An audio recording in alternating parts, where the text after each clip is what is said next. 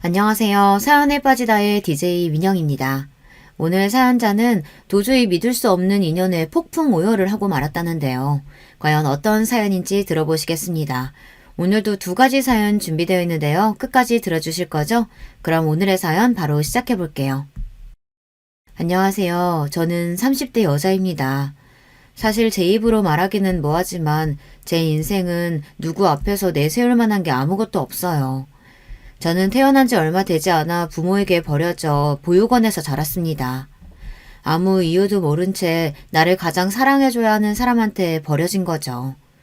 더군다나 이 험난한 세상에서 부모 없이 살게 된 것도 억울해 죽겠는데 하늘도 무심하시지 그 어린애한테 병까지 주신 거 있죠. 저는 초등학교 때 아주 큰 심장 수술까지 받았어요. 그것마저 후원해 주시는 분이 없었다면 수술도 못해서 어느 날 갑자기 죽어버렸을지도 몰라요. 사실 제가 보육원에 버려진 지 얼마 되지 않았을 때 저는 바로 입양이 됐었대요. 아무래도 태어난 지 얼마 되지 않아 버려져 나이가 어렸으니까요. 그런데 문제는 곧바로 파양됐답니다. 제가 입양되고 얼마 뒤 밤새 안 자고 울고불고 해서 입양한 부모가 새벽에 깼는데 제가 금방이라도 숨이 넘어갈 것처럼 숨소리가 벅차고 이상했대요. 그래서 입양한 부모가 놀라서 저를 병원에 데리고 가서 이것저것 다 검사를 했는데 저에게 문제가 있었던 거죠. 알고 보니 제가 심장기형으로 타고났다네요. 그 일로 저는 바로 파양되고 보육원으로 돌아왔어요. 보육원에서는 저를 입양해 갔던 부모에게 수술하면 괜찮을 거라고 설득했지만 소용없었대요. 입양하기 전부터 이미 문제가 있던 애를 데려다 키울 수는 없다고요. 두 분 마음은 너무 이해하지만 아시다시피 이미 선천적인 질병이 있는 아이를 누가 다시 입양하겠어요. 거기다가 당장 수술도 받아야 한다는데 보육원에서는 지금 당장 수술 시켜줄 수가 없어요. 원장님께서 제 파양을 어떻게든 막으려고 했던 이유가 바로 수술 때문이었습니다. 병원에서 수술은 빠를수록 좋다고 했는데요. 지금 당장 그 큰 수술을 할 돈은 보육원에 없었으니까요. 어머, 원장님 웃기시네요. 이 얘기가 입양 못 되는 게 우리 잘못이에요? 우리도 이 상황 황당해 죽겠는데. 혹시 보육원에서도 저의 심장 기형인 거 알고도 우리 집에 보는 거 아니에요? 이거 오히려 우리가 보상받아야 하는 거 아니냐고요. 원장님이 수술 이야기까지 꺼내자 파양한 부모들은 원장님이 알고도 저를 입양 보낸 거 아니냐고 고소하겠다고까지 했습니다. 저희가 알았으면 입양 전에 당연히 말씀드렸죠. 저희는 누구보다 아이가 행복해지길 바라는 사람들인데 그런 거짓말을 왜 하겠어요. 암튼 우리는 이 일에 전혀 책임 없으니까 당장 파양 신청해 주세요. 애가 잠을 안 자서 우리는 하루도 같이 못 있겠다니까요. 이미 아이에게서 마음이 떠난 부모에게 아이를 보내봐야 소용이 없으니 원장님은 포기하시고 저를 파양시켰어요. 그리고는 다시 저를 받아줄 가정을 찾아 여기저기 알아보셨어요. 하지만 이미 태어날 때부터 아픈 아이를 누가 입양하겠어요. 건강하고 멀쩡한 아이들도 보육원에는 많은걸요. 이러고 있다가는 제가 수술도 못 받고 평생 심장기형을 안고 언제 죽을지도 모르니 보육원 원장님은 제 수술이라도 해줄 수 있는 기관을 찾아다니셨습니다. 하지만 제가 학교에 들어갈 때까지도 제 후원자를 찾지 못해 저는 수술도 못 받고 몇 년 동안 약만 먹으며 버티고 있었습니다. 저는 선천적으로 타고난 심장기형으로 다른 아이들처럼 격한 운동은 물론이고 달리기도 할 수가 없었어요. 조금만 뛰어도 금방 숨이 차서 견딜 수가 없을 정도로 힘들었거든요.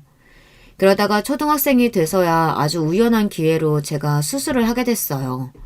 그날이 저에게는 아주 뜻깊은 날이다 보니 저는 그날이 지금까지 아주 생생합니다. 그날은 아침부터 보육원이 분주했어요. 보육원에 중요한 손님이 오신다고 원장님부터 보육원 언니 동생들까지 모두 다 나와서 청소를 했거든요. 저도 친구들을 돕고 싶었지만 원장님께서 무리하면 안 된다고 하셔서 뒷마당에 나가 혼자 바닥에 그림을 그리고 있었어요. 그런데 그때 어디선가 우는 소리가 들렸어요. 저는 보육원 뒷마당을 벗어나 주변을 둘러보았어요. 보육원에서 얼마 떨어지지 않은 갓길에 들어서자 목발을 들고 있는 여자아이가 동네 남자애들한테 둘러싸여 놀림을 당하고 있었습니다. 목발을 들고 있던 아이는 처음 보는 아이였는데 목발이 없으면 걷지 못하는 것 같았어요. 남자아이들은 동네에서 본 적이 있는 애들이었습니다. 제가 지내는 보육원 애들만 보면 부모 없는 떨거지들이라고 놀리는 나쁜 놈들이었어요. 그날도 어김없이 어린 여자애들 놀리고 있더군요. 너도 저기 희망보육원 사는 떨거지냐? 에휴, 너는 부모 도면에 다리까지 병신이라 어떡하냐? 열나 불쌍하다. 나 부모 있거든? 우리 엄마 아빠 엄청 유명한 사람들이야. 내가 우리 엄마 아빠한테 너희 다 이럴 거야. 그래도 다행이었던 건 여자아이가 꽤 당돌했다는 겁니다. 자기보다 덩치가 큰 남자애들이 여럿인데도 기도 안 죽고 열심히 덤비더군요. 헐, 조그만 게 뻥치는 것 좀 봐. 너 안 되겠다. 무서운 맛 좀 보여줘야겠어. 그때였어요. 나쁜 놈들이 어린 여자애가 들고 있던 목발을 다 뺏어서 결국은 애를 넘어뜨리고 목발을 옆에 또랑에 던져버렸어요. 바닥에 넘어진 애를 보며 놈들이 킥킥거리고 웃더군요. 저는 어떻게 해야 하나 잠시 망설였습니다. 제가 괜히 끼어들었다가 저놈들이 더 신나서 저에게까지 해코지를 할 것 같아서요. 그 순간 믿기지 않는 일이 벌어졌습니다. 제가 잠시 망설이던 사이 바닥에 넘어진 여자애가 또랑까지 기어서 걸어가는 거예요. 그 모습을 보고 나쁜 놈들은 더 웃었습니다. 저 꼴 좀 봐. 비 오는 날 바닥 기어다니는 지렁이 같아. 그 모습을 보는데 저도 더는 망설일 수가 없었습니다. 꼭 제 모습을 보는 것 같아서요. 눈에 보이지도 않는 제 심장이 말도 안 되게 뛰어들 때면 저는 너무 무서웠어요. 이대로 죽어버릴 것만 같아서요. 그런데 저 어린아이는 걷지도 못하는데 전혀 겁내지 않고 돌멩이와 흙이 잔뜩 있는 바닥을 팔꿈치로 기어 내려갔습니다. 그 아이를 보며 저도 용기를 내서 주변에 있는 돌멩이를 잔뜩 주워 소리를 지르며 나쁜 놈들에게 던지며 달려갔습니다. 에이씨, 뭐야! 저 미친년이 감히 어디다 돌멩이를 던져! 우리 다 죽일 생각이냐? 이 나쁜 놈들아, 너희보다 훨씬 어린애를 도와주진 못할 망정 괴롭혀? 너희는 맞아도 싸! 제가 쉬지 않고 돌멩이를 던지니 나쁜 놈들이 몽땅 다 도망갔습니다. 그때였어요. 여자애가 어디로 갔나 주변을 둘러보았는데 애가 또랑에 빠진 채로 울고 있었습니다. 도랑이 깊지는 않았지만 아이 발이 돌틈에 꼈는지 움직이지를 못하더라고요. 저는 아이에게 다가가 아이부터 달랬습니다. 보육원에서 매일 하는 일이 어린 동생들과 놀아주고 돌보는 일이다 보니 우는 아이를 달래는 일은 저에게는 어렵지 않았어요. 저는 아이를 달래서 조금 전 보육원에서 받았던 사탕을 까서 아이 입에 물려주곤 손을 도랑 안으로 넣어 아이의 발이 낀 돌멩이를 하나하나 치웠습니다. 아이를 도랑에서 빼내어 아이를 업었어요. 나 무거워서 언니가 못 업고 가. 나 여기 있을 테니까 가서 언니가 어른들 데리고 오면 안 돼? 우리 엄마 아빠 지금 희망보육원에 계시거든. 착한 아이는 그 와중에 제 걱정을 했지만 저는 그 아이가 더 걱정됐습니다. 목발을 뺏기고 도랑에 빠진 이 상황만으로도 힘들 텐데 혼자 두고 가면 너무 서러울 것 같아 그냥 그렇게 둘 수는 없었어요. 괜찮아. 여기만 빠져나가서 5분만 걸어가면 바로 보육원이야. 내가 업어줄 테니까 걱정하지 마. 저도 나이가 어렸는데 어디서 그런 패기가 나왔는지 몰라요. 저는 어떻게든 그 아이를 데리고 보육원으로 가야겠다는 생각밖에 없었습니다. 그래도 사람이 죽으라는 법은 없나 봅니다. 제가 아이를 간신히 업고 갓길로 올라왔는데 아이를 찾으러 온 어른들이 놀란 얼굴로 달려와 저와 아이를 데리고 보육원으로 갔어요. 제가 도랑에서 구해준 아이는 보육원에 봉사를 온 부모님을 따라온 아이였어요. 그 아이의 부모는 아이를 보자마자 놀라 안았습니다. 그때 아이가 저를 손가락으로 가르치며 제가 도와줬다고 했어요. 나쁜 놈들한테 돌을 던져주고 도랑에서 끄집어내줬다고요. 그 아이의 어머니라는 사람이 저에게 달려와 제 손을 꼭 잡아주었습니다. 그러면서 제 이름을 물어보시더라고요. 제가 제 이름은 서윤경이라고 대답했더니 제 이름을 꼭 기억하겠다고까지 하셨어요. 저는 그 아줌마의 얼굴을 보는데 조금 놀랐습니다. 제가 한 일이 별일도 아닌데도 그렇게까지 눈물을 흘리며 고맙다고 하시는 걸 보니 역시 부모는 아이가 다치면 저렇게 놀라고 슬퍼하는 거구나 이런 걸 깨달았어요. 우리 애가 태어날 때부터 걷지를 못해서 친구도 없고 매일 혼자였는데 너처럼 좋은 언니 만나서 정말 다행이야. 오늘 너 아니었으면 우리 딸 정말 큰일 날 뻔했어. 고맙다, 서경아. 그 순간 괜히 저도 모르게 목발을 한 아이가 부럽더군요. 저에게도 저런 부모가 있었으면 좋겠다 싶어서요. 저를 낳아주신 부모는 제가 아픈지 어쩐지도 모르고 저를 버리셨는데 저 부모에게는 걷지 못하는 자식을 걱정하고 아끼는 모습이 그대로 느껴졌어요. 그런데 그날 저에게도 기적과도 같은 일이 벌어졌어요. 제가 도와줬던 그 아이의 아버지라는 사람이 우리 보육원에 매년 큰 기부금을 후원해 주시는 회사의 대표라네요. 저를 안아줬던 아줌마가 그 대표의 아내고요. 원장님께서 얼핏 그 부모에게 저의 이야기를 했는데 제 사연을 안타깝게 여겼던 그 아이 부모님께서 제 수술을 지원하기로 하셨다고 하더라고요. 정말 잘됐다, 잘됐어. 이제야 하늘이 널 좀 도우시나 보다. 원장님께서 너무 잘됐다며 제 손을 잡고 눈물을 펑펑 쏟으시는데도 저는 현실이 믿기질 않았어요. 정말 제가 수술을 할 수 있는 건가 해서요. 저는 그날 그 아이의 부모님 덕분에 심장 수술을 받았습니다. 저는 그 수술로 건강한 심장을 되찾았어요. 그 수술 덕분에 심장만큼은 평범한 사람이 될 수 있었습니다. 심장 수술 끝나고 회복한 뒤 제 수술을 지원해주신 분들에게 감사 인사라도 전하려고 했는데 그때는 이미 그 가족이 큰아들 유학 문제와 여자아이의 다리 치료를 위해 미국으로 가버렸다는 이야기를 나중에서야 들어 그 이후에는 만날 수가 없었습니다. 그래도 저는 평생 그분들에게 감사하는 마음으로 살았어요. 그분들의 지원이 아니었다면 저는 지금처럼 숨도 못 쉬고 살았을 수도 있으니까요. 심장 수술에 제 모든 운을 다 쏟아부었는지 그 이후로는 저에게 큰 행운이 없었어요. 수술을 잘 받고 회복했는데도 저는 입양이 되지 않아 19살까지 보육원에서 자랐습니다. 사춘기 시절 내내 보육원에서 자란다는 사실을 숨기기 위해 부단히도 노력했지만 결국은 아이들에게 들켜 항상 놀림감이 되고는 했어요. 대학에 가서는 눈에 띄지 않고 평범한 아이들 틈에 섞여 살아보려고 했는데 저도 모르게 조금만 친해지면 금방 아이들에게 마음을 주고 말았어요. 저는 고등학교를 졸업하자마자 바로 보육원을 나와 혼자 살기 시작했어요. 마음 같아서는 4년제 대학을 가고 싶었지만 그랬다가는 도무지 생활이 안 될 것 같아서 취직이 잘 되는 과를 선택해 전문대를 갔습니다. 전문대에 가서도 삶이 녹록지는 않았어요.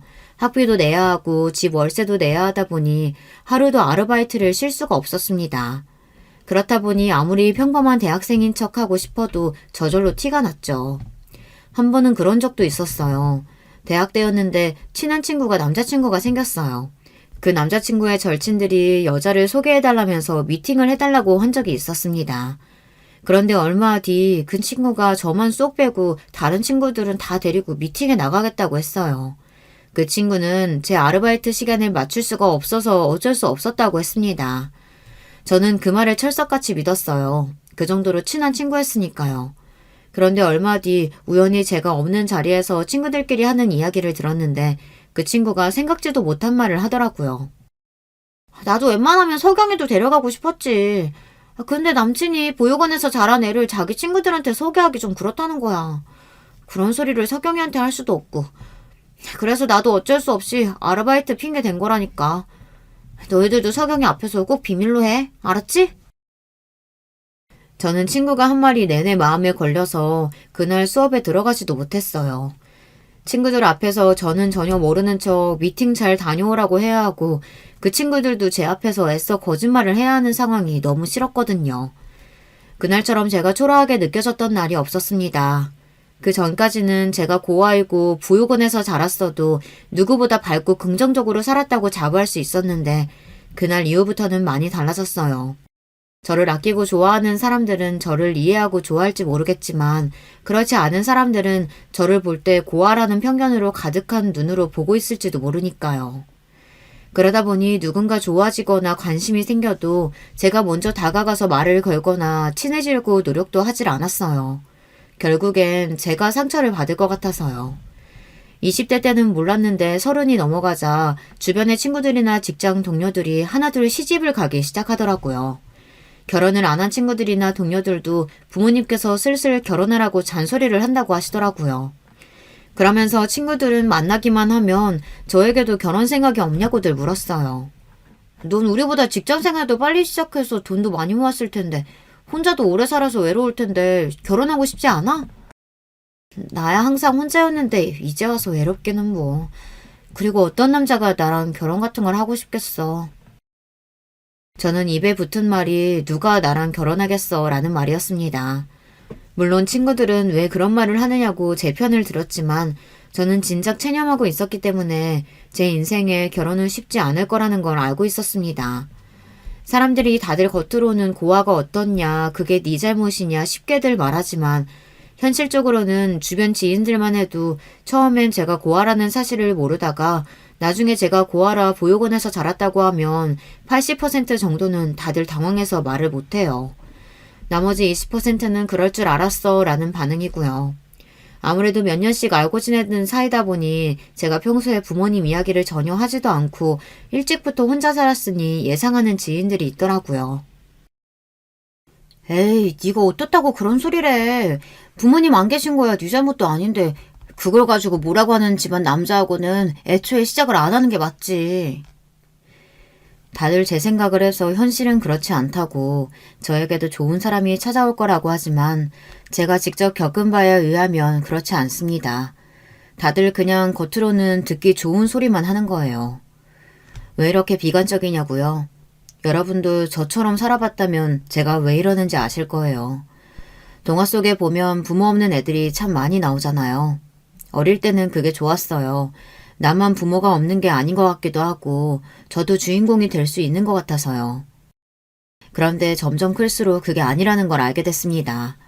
부모 없는 아이들은 언제나 보호받지 못하다 보니 항상 고난과 시련이 알아서 따라다녀요. 그런 고난을 스스로 극복하고 사는 모습을 보는 걸 사람들이 좋아하는 거죠. 막상 당사자들은 죽을 맛인데 말이죠. 제가 그랬습니다. 언제나 고난과 시련이 따르지만 스스로 해결하고 극복해야만 했어요. 그렇지 않으면 딱히 방법이 없으니까요. 저는 졸업과 동시에 취직해서 쉬지 않고 열심히 일했습니다. 저는 어릴 때부터 동물을 좋아했어요. 특히나 강아지를요. 보육원에 있을 때 강아지를 키우고 싶었는데 보육원에서는 이미 버려진 애들을 키우는 것만으로도 여력이 없으니 강아지 같은 건 꿈도 꿀 수가 없었어요. 동네에서 놀다가 주인 없는 강아지들을 데려와 밥이라도 한번 주면 보육원 원장님에게 혼이 났습니다. 보육원을 나와서는 저 혼자서도 먹고 살 형편이 안 되니 당연히 키울 수가 없었고요. 그래서 반려동물 관련 전문대를 나와서 동물보건사 자격증을 땄어요. 그 자격증만 있으면 바로 동물병원 간호사로 취직이 된다고 해서요. 저는 동물병원 여럿을 옮겨다니며 일했습니다. 그러던 중 여러 병원에서 부당한 일을 당하기도 했어요. 동물병원 옆에 펫숍을 같이 운영하는 병원에서 근무한 적이 있습니다. 동물병원 원장님 아내가 바로 병원 옆에서 펫샵을 운영하고 있었어요. 더군다나 그 원장 아내는 병원 근처에서 강아지 카페도 운영하고 있었어요. 처음엔 규모가 큰 병원인 것 같아 월급 밀릴 일은 없겠구나 싶어 좋아서 들어갔습니다. 사실 그 전 병원에서는 원장이 이상한 사람이라 월급을 밀린 적도 있었거든요. 자꾸 하루 일틀씩 월급을 밀리더니 한 번은 일주일이 지나도 말이 없길래 왜 월급을 안 주시냐고 따진 적이 있었어요. 그랬더니 대뜸 그 원장이 재수없는 소리를 하더라고요. 집도 없고 부모도 없는 게 불쌍해서 데리고 있어줬더니만 고마운 줄을 모르네. 너처럼 듣보잡대학 나온 무식한 년을 누가 써준다고 그래. 써줄 때 입 닥치고 있어. 그거 월급 금방 줄 테니까. 고아로 살면서 별의별 소리를 다 듣고 별의별 취급을 받으면서 살았지만 이런 경우는 또 처음이었어요. 돈을 안 준 건 본인이면서 부끄러운 줄도 모르고 오히려 저에게 큰 소리를 치더라고요. 월급을 밀렸으면 먼저 미안하다고 사과부터 해야 되는 거 아니에요? 꼴랑 저 같은 애 월급도 못 줘서 빌빌거리는 주제에 누구한테 욕을 해요? 내가 지금 당장 당신 노동청에 신고할 테니까 그런 줄 알아요. 왜 항상 저에게만 이런 일이 생기는 줄은 모르겠지만 저는 노동청에 신고하고 반년이 지나서야 월급을 받을 수 있었습니다. 그 이후부터는 무조건 월급이 밀리는 병원에서는 한 달도 더 있지를 않았어요. 저처럼 혼자 사는 애는 한 달이라도 월급이 밀리면 생활비에 구멍이 크게 나니까요. 그래서 큰 병원만 골라 면접을 보고 들어갔습니다. 그런데 그 병원은 월급은 밀린 적이 없지만 병원 자체가 이상한 병원이었어요. 제가 의사는 아니지만 동물병원에 오래 있어봐서 많은 걸 알아요. 그런데 원장이 좀 과잉 진료를 하는 것 같더라고요. 거기다가 병원에다가 꼭 반려견을 버리는 사람들이 있어요. 대부분 강아지가 아프니까 입원시켜놨다가 병원비가 없어서 데리러 오지를 않는 거죠. 그런 강아지들은 데리고 있다가 주인과 연락이 안 되면 지자체의 유기견 보호센터에 대부분 연락해서 데려가게 해요. 그것도 거의 제 업무였죠. 그런데 이 병원은 원장이 그 업무를 했어요. 본인이 알아서 하겠다고 하고 다음날 출근하면 그 강아지가 항상 없더라고요. 저는 당연히 원장이 어련히 알아서 하겠거니 했는데 몇 달 근무해보니 그게 아닌 것 같더라고요. 제 추측이지만 펫샵을 운영하는 원장 아내가 알아서 팔아먹은 것도 같고 애견 카페나 다른 곳으로 보내는 것도 같았어요. 저는 증거를 잡을 수가 없으니 추측만 하고 있을 뿐이었습니다. 그러던 어느 날이었어요. 병원에 자주 오는 손님이 있었는데 그 손님이 퇴근이 늦었다면서 늦은 시간에 강아지를 데리고 왔어요. 강아지가 며칠 전부터 밥도 안 먹고 끙끙거린다고요. 원장은 단순 감기 같다면서 오늘은 늦었으니 영양제 마치고 하루 입원시켰다가 내일 오전에 데려가라고 했습니다. 그 손님이야 자주 강아지를 데려왔던 손님이니 원장을 믿고 강아지를 맡기고 갔죠. 그리고 원장은 저에게도 퇴근 시간이 지났으니 먼저 퇴근하라고 했습니다. 자기가 영양제 주고 잠깐 지켜보다가 퇴근한다고요. 저는 알겠다고 하고 퇴근했습니다. 그런데 하필이면 그날 제가 병원에 핸드폰을 두고 퇴근한 거예요. 저는 가다가 핸드폰이 없다는 걸 알아채고 바로 다시 병원에 갔습니다. 그런데 아직 병원에 불이 켜져 있더군요. 슬쩍 문을 열고 들어가서 핸드폰만 가지고 나올 생각이었어요. 원장님은 아직 강아지를 돌보고 계신 것 같아서요. 그런데 그때 믿기지 않는 말을 듣고야 말았습니다. 언제 왔는지 원장 아내가 와 있더라고요. 아, 이거 완전 정통 혈통이라 판다고만 하면 가격 원하는 대로 받을 수 있을 텐데. 그러다가 걸리면 어쩌려고. 그 손님 부잣집 아들이라며 강아지 잃어버리고 가만히 있겠어? 소송이라도 당하면 어떡해. 그러니까 확실히 해야지. CCTV 딱 보이는 데서 애 도망치게 하고 바로 근처에서 잡아야지. 저는 순간 너무 놀라서 하마터면 헉소리를 낼 뻔했습니다. 원장이랑 원장 아내가 항상 뭔가 의심스럽고 꺼림칙하긴 했더니만 이런 짓을 하고 있었어요. 지금까지 병원에 유기된 강아지들을 몰래 팔아버린 것도 모자라서 손님 강아지를 빼돌려서 팔아먹기라도 하려고 했나 봐요. 저는 아무래도 안 되겠다 싶어 바로 진료 차트를 찾아 강아지에게 전화했습니다. 원장이 강아지를 몰래 빼돌리려고 하는 것 같으니 지금 당장 병원으로 와달라고 했습니다. 저는 병원 앞에 숨어서 원장과 원장 아내가 하는 짓을 감시하고 있었어요. 그런데 그때 병원 건너편에 수상한 검은색 봉고차가 한 대 도착했어요. 그러더니 차 안에서 마스크를 한 웬 남자들이 장갑을 끼고 서 있었어요. 아무래도 강아지가 병원에서 나오면 잡으려는 것 같았죠. 저는 곧바로 핸드폰을 꺼내 그 모습을 사진으로 찍었어요. 그때였어요. 원장이 정말로 강아지 케이지를 열더니 병원 문을 활짝 열었습니다. 강아지에게 알아서 밖으로 나가라는 듯이요. 강아지가 케이지를 걸어 나오려던 그 순간 제 전화를 받은 강아지 주인이 나타나 병원 안으로 황급히 들어가 강아지를 안았습니다. 그리고는 원장에게 소리를 질렀어요. 간호사에게 다 들었다. 지금 뭐 하는 거냐고 말이죠. 원장은 아니라고 실수로 잠깐 케이지를 연 것뿐이라고 강아지가 나가지도 않았는데 무슨 소리를 하는 거냐고 딱 잡아댔습니다. 그 순간 아무래도 안 되겠다 싶어 제가 나섰습니다. 제가 바로 조금 전 들은 이야기를 했어요. 그러자 원장은 당황하면서 오히려 저더러 이상한 애라고 몰아세우더라고요. 이 일은 그냥 넘어가지 않을 거니까 당신들 각오해요. 그날 일로 강아지 주인은 동물병원을 고소했습니다. 그 사건은 커져서 결국은 병원 문까지 닫게 되고 말았습니다. 그때 저도 병원까지 잘리고 동물병원 소송일에 바빴어요. 제 생각이 맞았습니다. 그 원장이 계속 유기견을 팔아먹고 다른 병원에 있을 때 손님들 강아지를 몇 번이나 빼돌린 게 들통났어요. 그 일로 원장은 죗값을 치렀지만 저는 직장을 잃고 업계에서 소문나서 다른 병원에 취직도 안 됐어요. 하지만 꼭 나쁜 일만 있었던 건 아니에요. 그때 제가 도와준 그 강아지 주인과 인연이 돼서 연애를 시작했거든요. 남자친구는 저처럼 정의롭고 용감한 사람은 본 적이 없다면서 첫눈에 저에게 반했다고 했어요. 저와 남자친구는 그렇게 만나 연애를 시작한 거예요. 서로 사는 환경, 조건도 모든 게 다 달라도 저와 남자친구는 비슷한 점도 많았어요. 동물을 좋아한다는 거 말고도 꽤 많은 것들이 잘 맞았습니다. 그래서 연애하는 동안 한 번도 안 싸우고 잘 지냈어요. 남자친구도 지금까지 살면서 저처럼 잘 맞는 여자는 처음이라고 할 정도로 저희는 잘 맞았습니다. 그런데 언제나처럼 제 인생은 생각지도 못한 일의 연속이었습니다. 며칠 동안 속도 좋지 않고 자꾸 잠만 쏟아지길래 왜 그러나 했는데 제가 임신을 했더라고요. 임신 사실을 알자마자 저는 눈물을 쏟았어요. 남들은 기뻐서 흐르는 눈물이겠지만 저는 아니었습니다. 당시 남자친구를 많이 사랑하고 있었지만 결코 아이를 원한 건 아니었어요. 결혼도 마찬가지고요. 제 주제에 무슨 결혼을 하겠어요. 부모도 없고 제대로 된 직업도 없는 여자와 연애해야 할 수는 있을지 모르지만 결혼까지 하고 싶은 남자가 어디 있겠어요. 거기다가 그런 며느리를 반가워할 시댁도 없을 거고요. 저는 고민 끝에 남자친구에게 임신 사실을 이야기했습니다. 저는 임신 사실을 이야기하면서도 마음의 준비를 했어요. 남자친구가 어떤 반응을 보이던지 실망하거나 속상해하지 말자고요. 며칠 전부터 속도 미식거리고 잠도 잘 못 자서 병원에 갔다 왔는데 나 임신이라네. 저는 그렇게 마음의 준비를 하고도 남자친구의 눈을 똑바로 볼 수가 없었어요.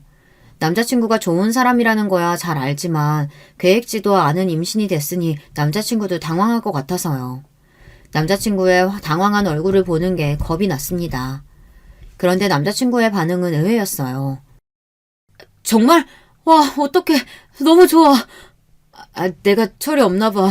자기는 힘들 텐데 나는 생각 없이 그냥 마냥 너무 기뻐. 너 닮은 딸이었으면 너무 좋겠다. 남자친구는 주변에 사람들이 있는데도 아랑곳하지 않고 신나서 자리에서 폴짝 뛰어댔어요. 그러면서 저에게 고맙다며 안아주었습니다. 저는 어안이 벙벙했어요. 남자친구 말이 맞아요. 남자친구는 참 철이 없었습니다.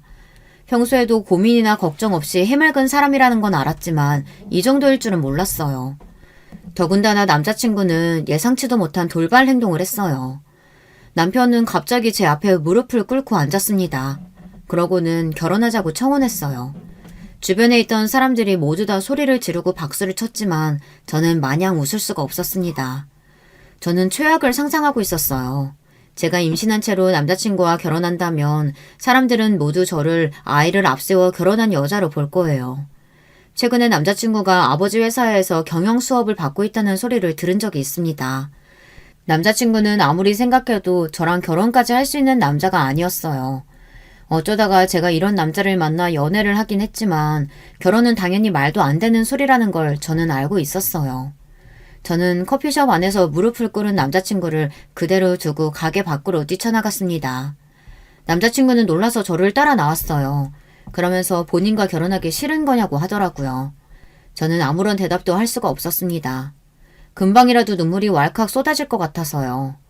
저는 남자친구의 부모님께서 저를 허락하실 리 없다고 말했습니다.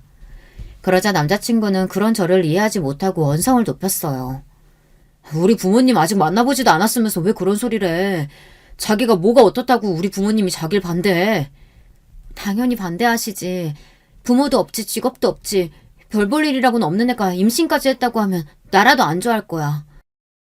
그날 저는 남자친구와 처음으로 다퉜습니다. 남자친구는 저에게 아이가 생긴 게 기쁘지 않냐고 물었습니다. 하지만 저는 대답할 수 없었어요. 기쁘지 않았으니까요. 저 같은 애가 무슨 수로 결혼해서 아이를 낳고 살 수 있을지 도저히 그림이 그려지질 않았습니다. 제 모습에 남자친구는 처음으로 정색하면서 저에게 실망했다고 했어요. 제가 그런 생각을 안 할 수 없는 게 처음 남자친구와 연애를 시작할 때 들은 이야기가 있어요. 저와 남자친구가 연애를 시작한 지 얼마 되지 않았을 때 남자친구가 친구들에게 저를 소개하고 싶다고 모임에 데려간 적이 있습니다. 저는 단순히 남자친구의 친구들을 만나는 자리겠거니 생각하고 단순하게 생각했어요. 그런데 이건 뭐 드라마 속에서나 보던 파티더군요. 알고 보니 남자친구는 저와 사정이 달라도 많이 달랐어요. 남자친구네 집안이 정확히 뭘 하는 집안인지는 모르겠지만 언뜻 보기에도 잘 사는 집안이라는 건 알겠더라고요. 남자친구는 강남 토박이에다가 미국 유학을 4년이나 갔다 왔어요. 더군다나 남자친구는 아버지가 운영하는 회사에서 근무한다고 했습니다.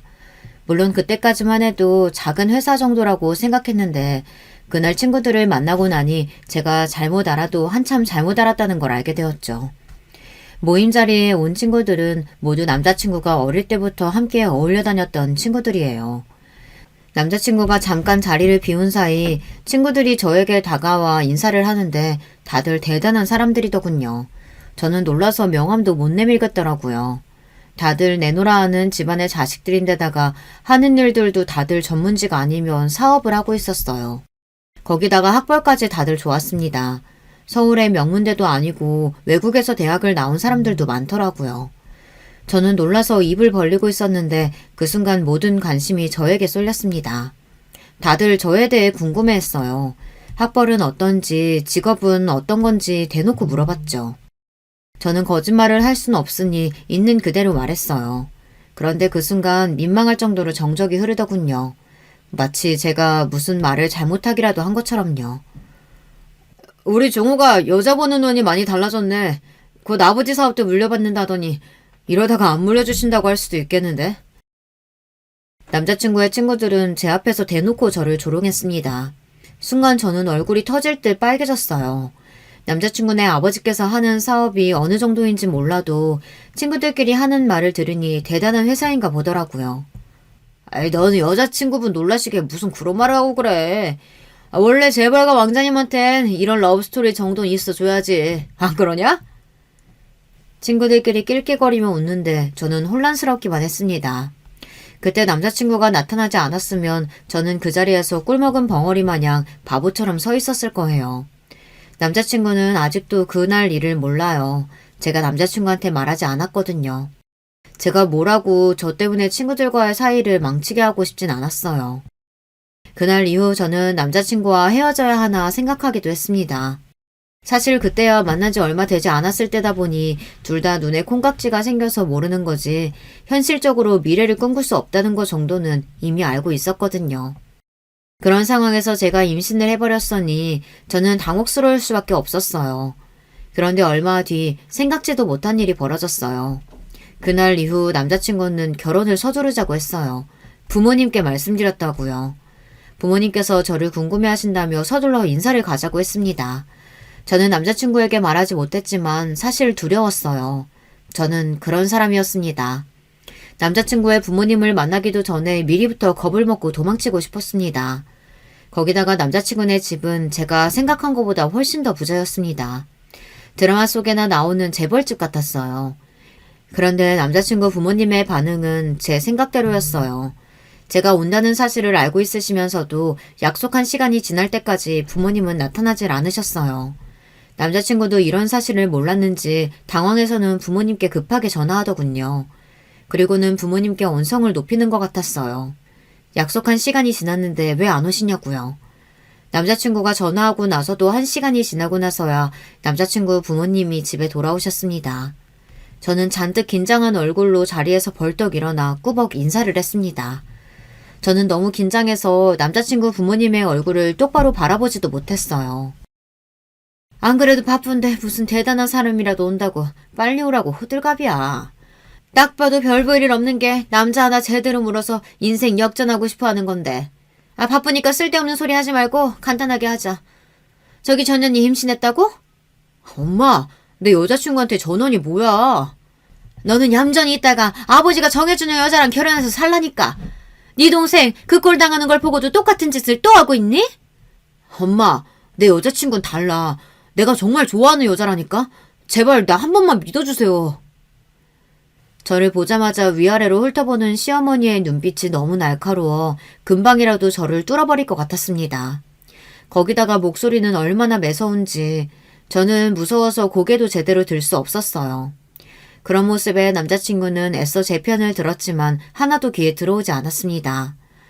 오로지 저를 노려보는 시어머니의 눈빛만이 눈을 질끈 감아도 보였어요. 그때였습니다. 시어머니는 손가락 하나를 까딱 하시더니 뒤에 있던 비서를 부르셨어요. 그러더니 하시는 말씀이 충격적이었습니다.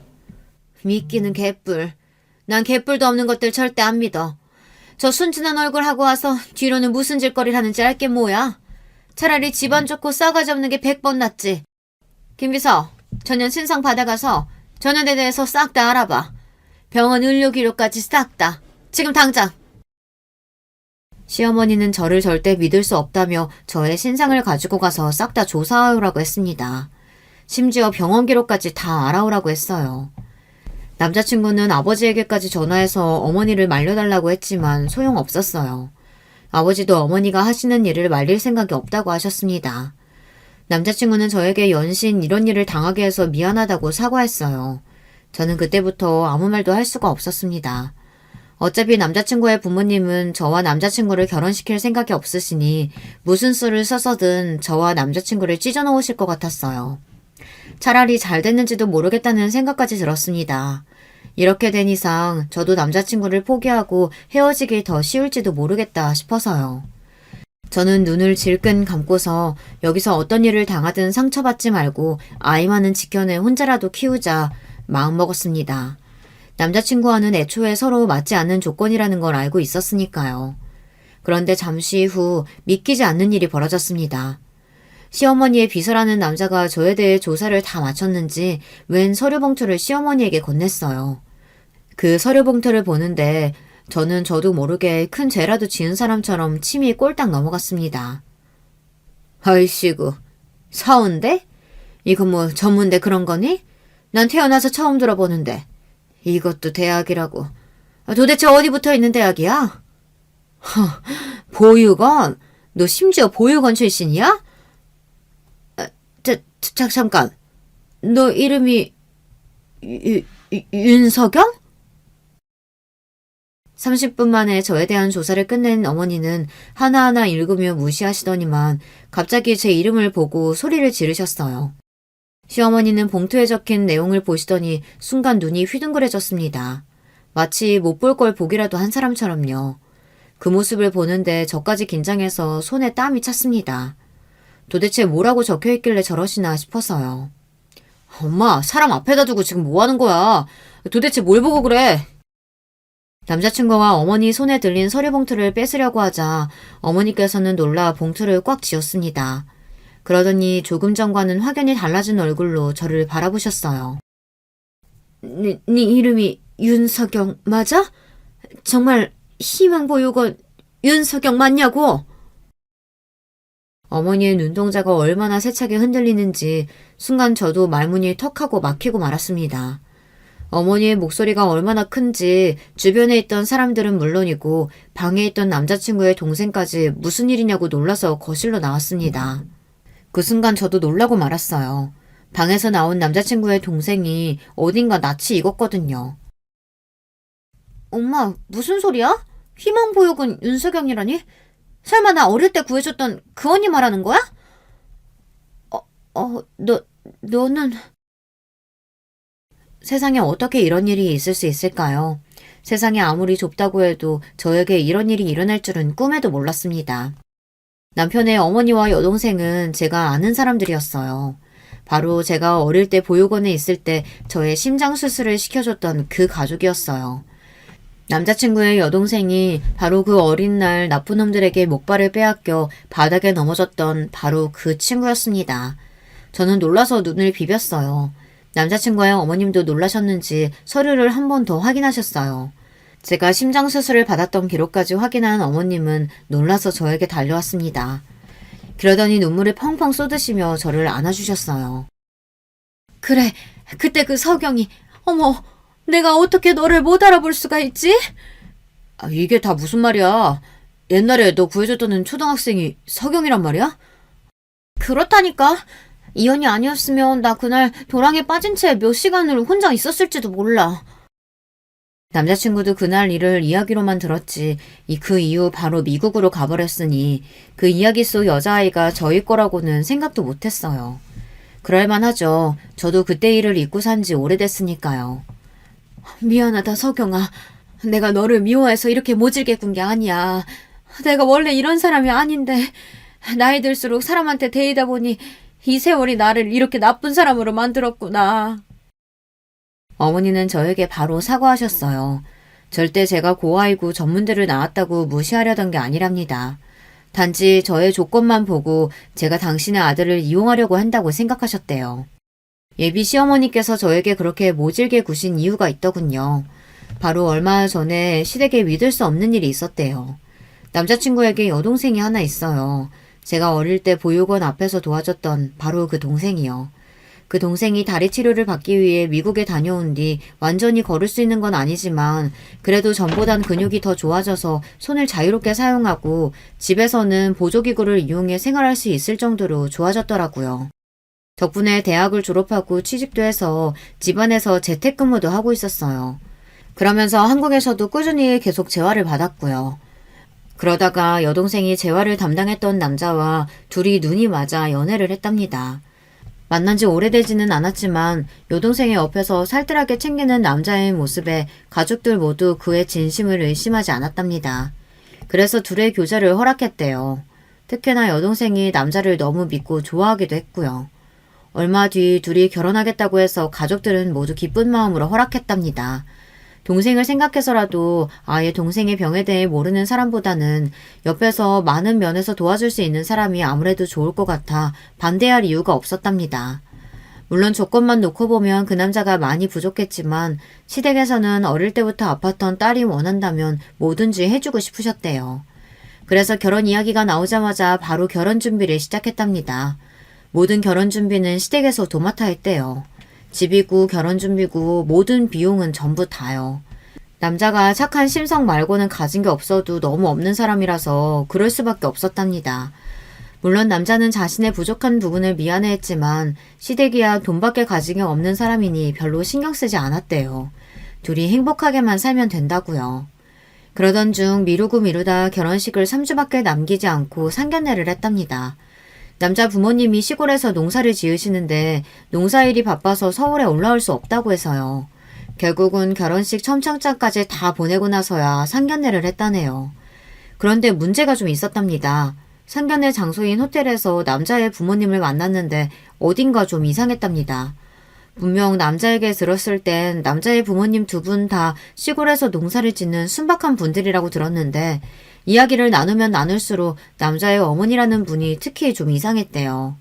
시골에서 농사를 짓는다기엔 영 아는 것도 부실하고 이야기의 앞뒤가 맞는 게 하나도 없었대요.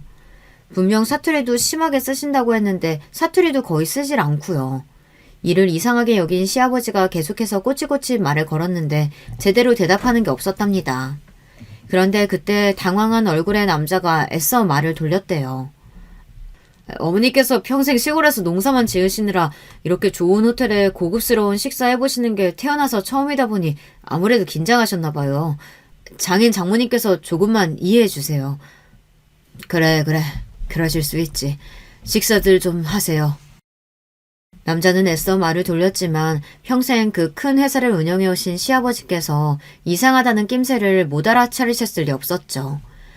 아무래도 안 되겠다 싶으셨는지 시아버지께서 비서를 시켜 남자의 집안을 캐보라고 시키실 참이었나 봐요.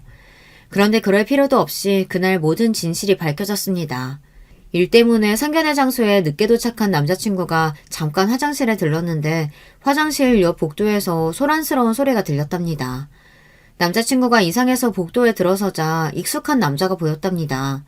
그런데 그 남자가 나이가 지긋하신 여자분을 위협하며 소리를 지르고 있었대요.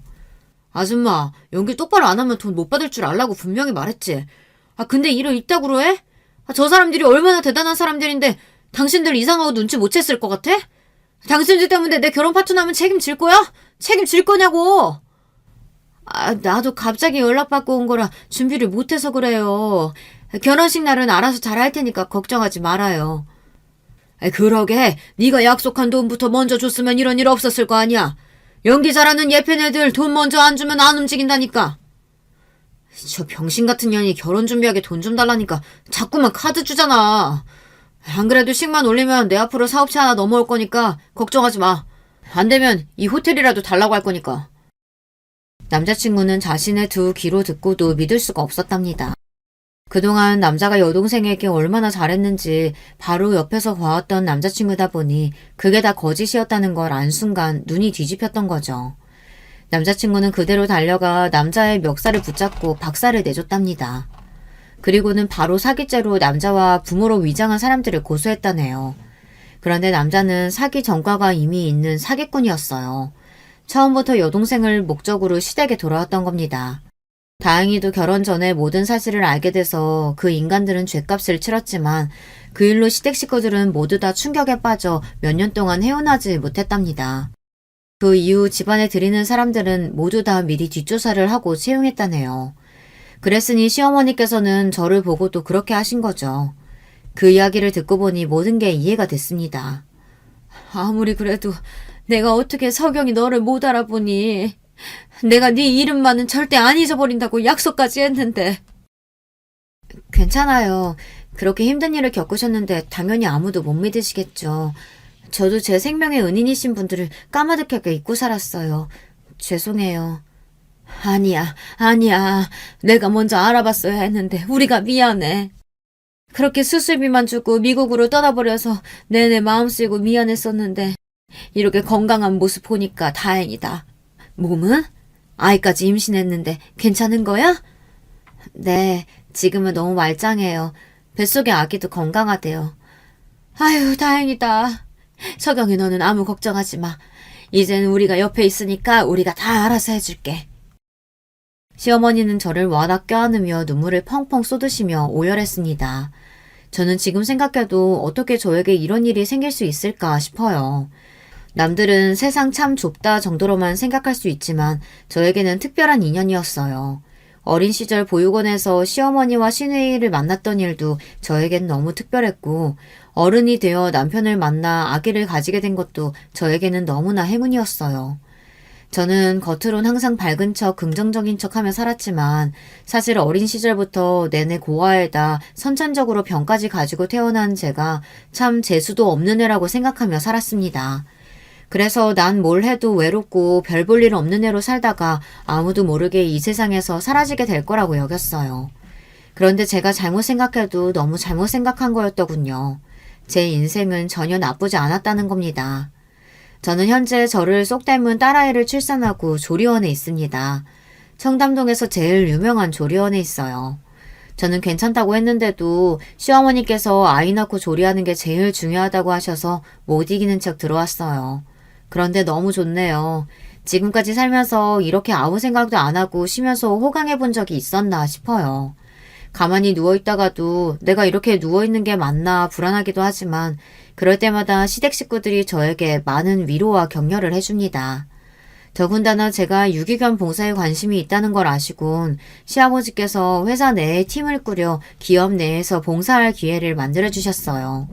제가 이런 특혜를 받아도 되는 건가 항상 고민이 돼요. 하지만 그럴 때마다 시어머니는 제 손을 꼭 잡아주십니다. 배려와 선의도 계속 받아봐야 익숙해지는 거야. 앞으로 석영이 너도 우리 집 식구니까 우리가 가진 거 누리는 거 다 네 거야.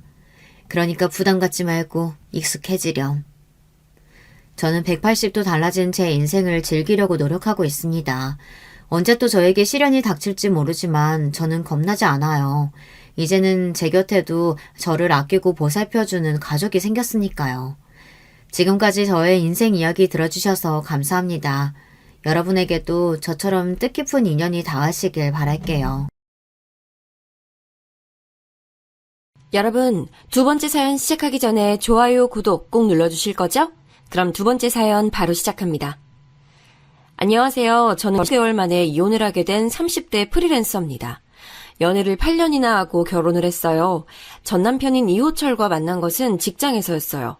저는 대학 졸업 이후 작은 공방을 시작했어요. 그때 거래처 중 한 사람과 친하게 지냈는데 그 사람이 괜찮은 남자가 있다고 소개시켜 주더라고요. 그게 오빠였죠. 처음 만났을 때 인상은 사람이 되게 둥글둥글하다는 것이었어요. 물론 외모가 그렇다는 것은 아니었어요. 말투나 행동, 특히 웃는 모습이 그랬어요. 뭔가 사람 좋아 보이는 웃음 있잖아요. 처음 만나는데 경계심을 확 낮추는 웃음. 그래서 그날 처음 만나는 자리였음에도 불구하고 한참 얘기를 하면서 시간을 보냈어요. 진짜 무슨 시간이 이렇게 빨리 흐르지 싶었다니까요.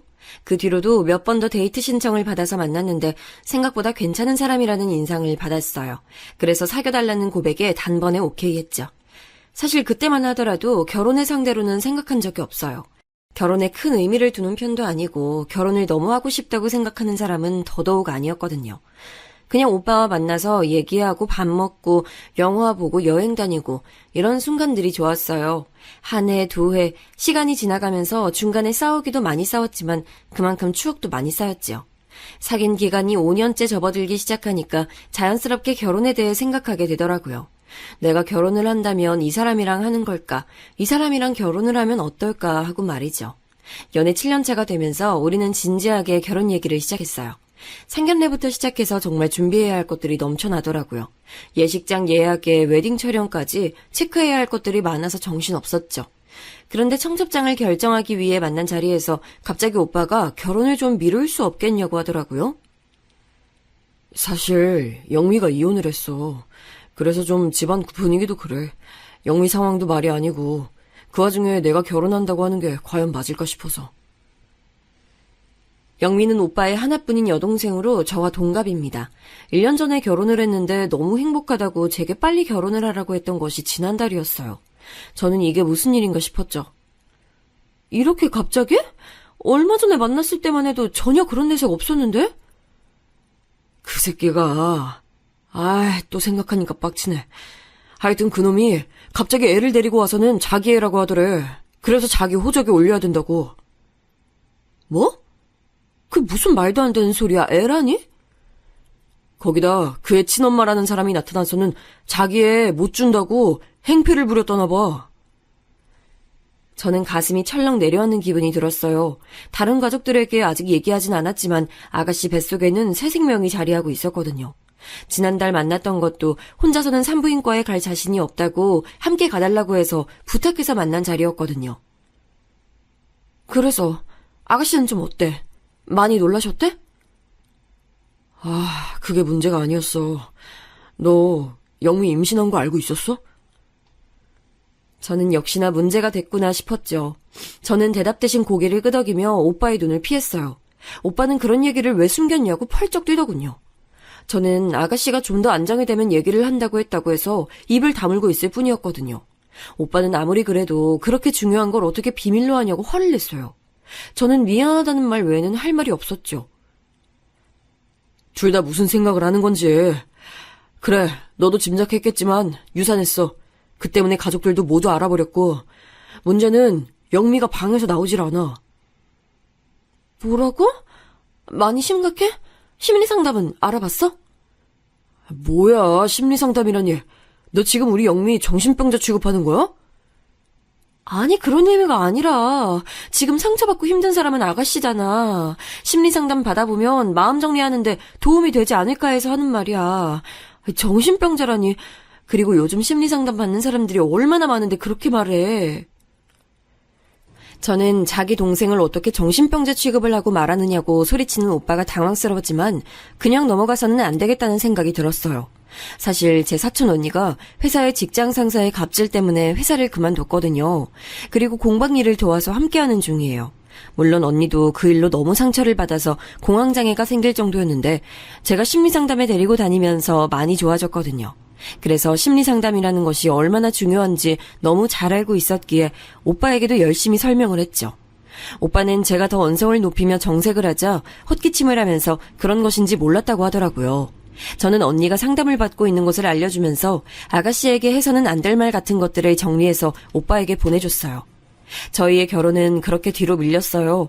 저는 불만 같은 거 하나도 없었죠. 당연히 아가씨의 정신건강 쪽이 더 중요했으니까요.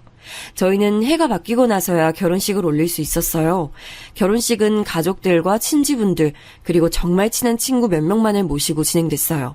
오빠가 굳이 크게 할 필요가 있겠냐고 했고 저 역시도 공감하는 부분이었죠. 문제는 신혼여행을 다녀오자마자 터졌죠. 제가 그렇게 말했는데도 불구하고 시댁 어른들이고 오빠고 아가씨를 그대로 방치했더라고요. 아니, 내가 그렇게 말했는데 아가씨를 그냥 두면 어떡해. 한두 살 애도 아니고 말했어. 상담 받아보라고. 그럼 내가 데리고 병원을 가야 돼? 아니, 오빠 여동생이잖아. 그것도 못해? 그러다 소문이라도 나면. 저는 어이가 없어서 숨이 턱하고 막혔어요. 사실 연애하면서도 다른 사람의 시선을 중요시한다고 생각했지만 가족의 문제에까지 그런 반응이 돌아올 것이라고는 기대하지 못했거든요. 오빠는 어느 쪽이 더 중요한 거야? 아가씨야? 아니면 소문이야? 내가 하는 일이 영업인데 평판 소문만큼 무서운 게 있는 줄 알아? 저는 아무리 그래도 어떻게 그냥 둘 수 있느냐고 너무 실망스럽다고 화를 냈어요. 당연히 오빠는 저의 그런 반응을 조금도 이해하지 못했죠. 모처럼 언성을 높여가며 싸웠어요. 오빠와 대판 크게 싸우고 나서 저는 아가씨에게 연락을 취해서 만나자고 했어요. 물론 나오고 싶지 않아 했지만 제가 부탁이라고 했더니 마지못해 나왔죠. 저는 아가씨가 좋아하던 레스토랑으로 데리고 갔어요. 식사를 하면서 이런저런 얘기를 했죠. 당연히 제가 더 말을 많이 하게 되더라고요. 후식이 나오면서 저는 아가씨의 손을 잡으면서 말했어요. 아가씨, 난 언제든 어떤 상황이든 좋아요.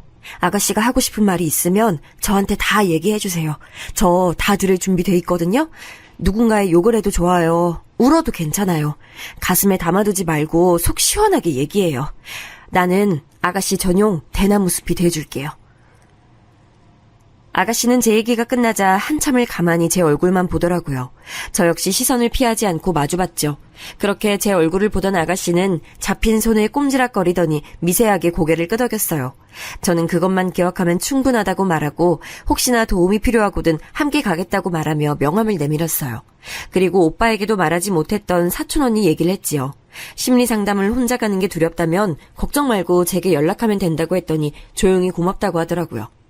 아가씨와 헤어진 이후 몇 주의 시간이 흘렀어요. 저는 자주 아가씨와 연락을 취했어요. 특별한 얘기가 오간 건 아니었어요. 그냥 잡담 정도였죠. 하지만 이런 일이 반복되자 아가씨도 점차 집에서 무엇을 하고 있었는지 조금씩 제게 얘기를 해줬어요. 요즘 영미한테 자주 연락하나 봐. 엄마가 영미가 외출하기도 한다고 하던데 너 만난다고. 뭐 그렇지. 그냥 우리 공방에서 하는 원데이 클래스 들어보지 않겠냐고 권했을 뿐이야. 다른 거에 집중할 시간을 좀 주고 싶었거든. 신경 써줘서 고마워. 사실 영미 그렇게 되고 나서 다들 나 부끄러워서 다니질 못하겠다고 하셨으니까. 부끄럽다니? 누가?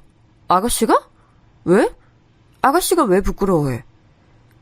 우울증이니 공황장애니 이런 것들 자랑하고 다닐 얘기는 아니잖아. 거기다 영미는 히키코모리 기질도 보였고. 아니, 떠벌리고 다닐 건 아닌 건 맞지만 그렇다고 부끄러워할 문제도 아니잖아. 아니, 남들이 뭐라고 생각하겠어. 거기다 정신병원 다닌다고 소문까지 나봐. 소문? 아니, 오빠는 도대체 저번부터 왜 그렇게 소문에 집착해? 오빠는 자신이 이상한 게 아니라 이런 상황에서 아무렇지 않게 심리상담이란 말을 입에 올리는 제가 이상하다고 하더라고요. 저는 뭐가 이상하냐고 따지고 들었어요. 그렇잖아. 아니, 넌 아무렇지도 않아? 입장을 바꿔봐. 가족 중에 영미 같은 사람이 있다고 해봐. 주변 사람 신경 안 쓰고 당당하게 병원 데리고 갈 수 있어? 있어. 내 가족의 정신건강이 중요하지. 다른 사람 시선이 중요한 게 아니잖아. 오빠는 제 대답에 고개를 절레절레 흔들면서 이해할 수 없다고 말하더니 더 이상 이야기를 피했어요. 저는 끝까지 물고 늘어지고 싶었지만 도망치듯 자리를 피하는 오빠를 보면서 아무리 말해도 듣지 않겠구나 싶었죠. 연애할 때는 크게 와닿지 않았는데 오빠가 생각하는 걸 제가 따라가지 못하겠다는 생각이 들기 시작한 것도 이맘때부터였어요. 저희는 결혼 이후 각자 자신의 수입은 자신이 관리하는 것으로 했어요. 오빠 이름으로 통장을 하나 만들고 가족 카드를 사용했죠. 저도 오빠도 같은 금액을 생활비 명목으로 그 통장에 입금을 했답니다. 그리고 그 안에서 생활을 했죠. 나머지는 각자가 알아서 관리하는 것으로 했어요. 그래서 저는 오빠의 월급이 어느 정도인지 어떻게 관리하는지 전혀 알지 못했어요. 그건 오빠도 마찬가지였죠. 은행 볼일 같은 경우는 오빠가 도맡아서 했습니다. 저는 공방 살림을 챙기는 것만으로도 충분히 복잡했기 때문에 오빠에게 고마웠어요. 결혼을 한 친구들의 얘기를 들어보면 시댁의 기념일을 챙기는 것이 여간 어려운 것이 아니라고 하더라고요. 같이 살고 있진 않지만 시집살이라는 것이 이런 것인가 싶을 때도 있다고 했어요. 하지만 저는 전혀 그런 게 없었답니다. 저를 시댁으로 부르시는 일은 거의 없었고요. 제사도 전혀 지내고 있지 않았거든요. 명절 때도 그냥 가까운 곳으로 바람이나 쐬고 오자고 하실 정도였어요. 결혼식을 할 때도 느꼈지만 친척분도 몇 되지 않으셨고요. 그러던 어느 날 결혼하고 나서 처음으로 맞이하는 시어머니 생신이었어요. 저는 오빠에게 어머님 미역국을 끓여드리고 싶다고 했죠. 뭐하러, 됐어. 그래도 시집 오고 처음 맞이하는 생신이신데 내가 해드리고 싶어 그래. 오빠는 깜짝 놀란 얼굴로 그런 것은 전혀 신경 쓸 필요가 없다고 하더라고요. 저는 고집을 부려봤지만 오빠는 제 결정을 끝까지 만류하며 말했어요. 한 번 하면 계속해야 돼. 해마다 해드릴 자신 있어? 미역국 끓이는 게 뭐가 어렵다고. 그렇게 멀리 계시는 것도 아닌데. 말은 그렇게 해도 어디 그게 쉬워? 그냥 마음만 고맙게 받을게. 엄마 가방 좋아하시는데 그냥 예쁜 백이나 하나 선물하고 말아. 저는 너무 성의 없는 것 아니겠느냐고 했지만 오빠는 그것만으로도 충분하다고 했죠. 그래서 저는 저녁을 함께 먹는 것은 어떻겠냐고 했어요. 정말 선물 하나면 충분해. 너무 그렇게 신경 쓰지 않아도 괜찮다니까. 난 오빠 말대로 그냥 선물만 드리고 넘어가는 게 더 신경 쓰여. 친정에서는 누군가의 생일이 되면 아침엔 미역국을, 저녁에는 면 요리를 가족끼리 다 함께 먹으면서 축하를 했거든요. 결국 오빠는 알겠다고 했어요. 저는 식당을 알아보겠다고 말하며 아가씨도 불렀으면 좋겠다고 했어요. 오빠가 인상을 쓰며 굳이 불러야겠냐고 했어요. 요즘 얼굴 표정도 많이 밝아졌어. 내가 얘기할게. 그래, 네 마음대로 해. 졌어. 저는 기쁜 마음으로 아가씨에게 전화를 걸어 얘기했어요. 하지만 아가씨는 거절하더라고요. 저는 씁쓸했지만 다음에는 함께 하자고 했죠. 그런데 언니, 그 전에 언니가 말했던 곳 있잖아요. 어디요? 아, 우리 언니가 다닌다는 곳이요? 네, 거기 저도 다녀볼까요? 망설이면서 심리상담에 관한 얘기를 아가씨가 먼저 꺼내더라고요.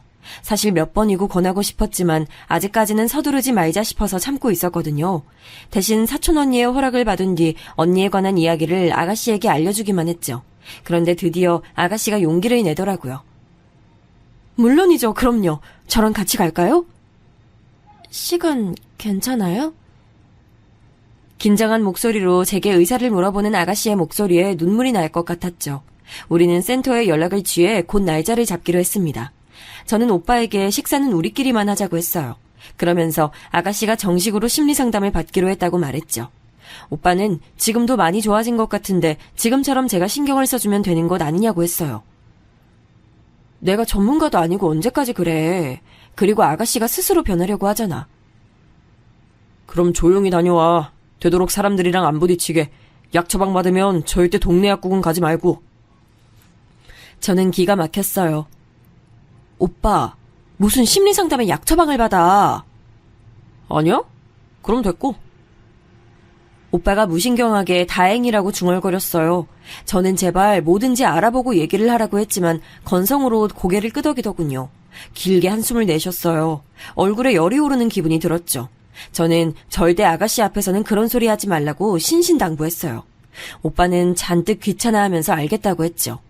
시어머니 생신 당일이 됐어요. 저는 깔끔하기로 소문난 한정식으로 예약을 했죠.